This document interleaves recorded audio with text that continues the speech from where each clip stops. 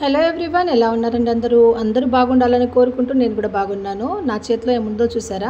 Mango ice cream, అది కూడా home made mango ice cream నేనే చేశాను. నేను చూపించే ఈ ప్రాసెస్లో మీరు కనుక ఒక్కసారి టేస్ట్ చేసినారనుకోండి, ఇంకా బయట కొనడం అస్సలు మానేస్తారు, అంత టేస్టీగా ఉంటుంది. సో మరి ప్రాసెస్ చూడడానికి మీరు రెడీనా? ఈ ఐస్ క్రీమ్ మేకింగ్ ప్రాసెస్ చాలా సింపుల్. దీంట్లో నేను 3 ఇంగ్రీడియంట్స్ యూస్ చేస్తున్నాను: మ్యాంగో, విప్పింగ్ క్రీమ్ అండ్ ఇంకా కండెన్స్డ్ మిల్క్. కేవలం ఈ 3 ఇంగ్రీడియంట్స్తో మనం ఎంతో టేస్టీ అయిన ఐస్ క్రీమ్ అయితే రెడీ చేసుకోవచ్చు. సరే, ఇంకా ప్రాసెస్లోకి వెళ్దాము. నేను ముందుగా ఒక మ్యాంగో తీసుకునేసినాను, దాన్ని బాగా వాష్ చేసుకునేసాను. నేను ఇక్కడ అయితే టోటల్గా 2 మ్యాంగోస్తో చేస్తున్నాను. ఈ క్వాంటిటీకి 2 మ్యాంగోస్ యూస్ చేస్తే బాగా ఫ్లేవర్ సరిగ్గా వచ్చింది, చాలా టేస్టీగా వచ్చింది. ఈ సీజన్లో అయితే మ్యాంగోస్ క్వాంటిటీ అయితే ఎక్కువే వచ్చింది, కానీ క్వాలిటీ పరంగా చూస్తే మరీ అంత ఏం క్వాలిటీ అనిపించలేదు, టేస్ట్లెస్గా ఉన్నాయి. స్వీట్నెస్ కూడా తక్కువే ఉంది. ఎనీహౌ మ్యాంగోసే కదా, ఎలా ఉన్నా మనం ఇంకా కొనడం ఆపము, తినడం ఆపము. సో బాగానే తిన్నాం ఈ ఇయర్ అయితే. ఐస్ క్రీమ్ ప్రాసెస్ అంటేనే చాలా పెద్ద ప్రాసెస్ ఏమో అని చెప్పేసి చాలామంది అసలు ట్రై చేయరు ఇంట్లో. బయట దొరికే ఐస్ క్రీమ్స్ పైనే డిపెండ్ అవుతూ ఉంటారు. బట్ ట్రస్ట్ మీ, ఈ విధంగా కనుక మీరు ఒకసారి చేసుకుంటే ఇంత సింపుల్ ఐస్ క్రీమ్ చేసుకోవడం అని మీకే అనిపిస్తుంది. పైగా మనమే సొంతంగా తయారు చేసుకుంటాం కాబట్టి హైజీనిక్గా చేసుకుంటాము. సో హెల్త్ కూడా చాలా మంచిది. మా సబ్స్క్రైబర్స్లో ఒకరు శాషావళి అనే సబ్స్క్రైబరు ఐస్ క్రీమ్ చేసి చూపించమని చెప్పి రిక్వెస్ట్ చేసినారు.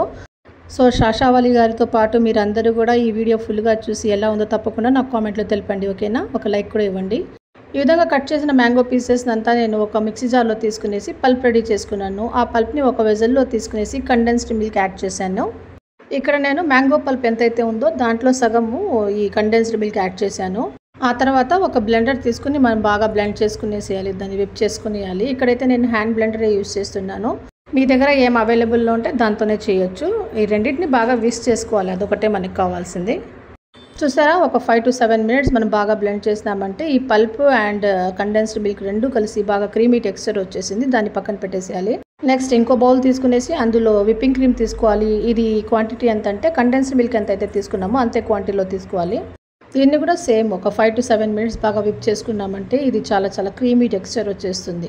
విప్ చేసినాక బాగా ఫ్లఫీనెస్ వస్తుంది, కొంచెం క్వాంటిటీ కూడా ఇంక్రీజ్ అయినట్టు కనిపిస్తుంది మనకి.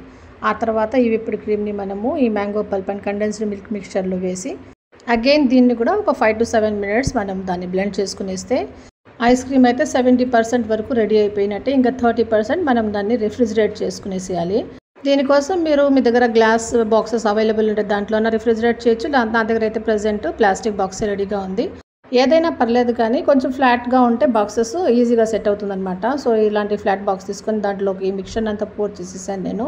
ఇక ఐస్ క్రీమ్ అంటే నాకైతే నట్టి టచ్ ఉంటే చాలా బాగా ఇష్టం ఉంటుంది. అందుకే నేను క్యాష్యూ అండ్ బాదం దీన్ని మిక్సీలో కొంచెం వేసుకొని దాని యొక్క పీసెస్ కూడా దీన్ని గార్నిష్ చేసేసాను. ఆ తర్వాత బాక్స్ని క్లోజ్ చేసి ఇంకా రిఫ్రిజిరేట్ చేసుకోవడమే.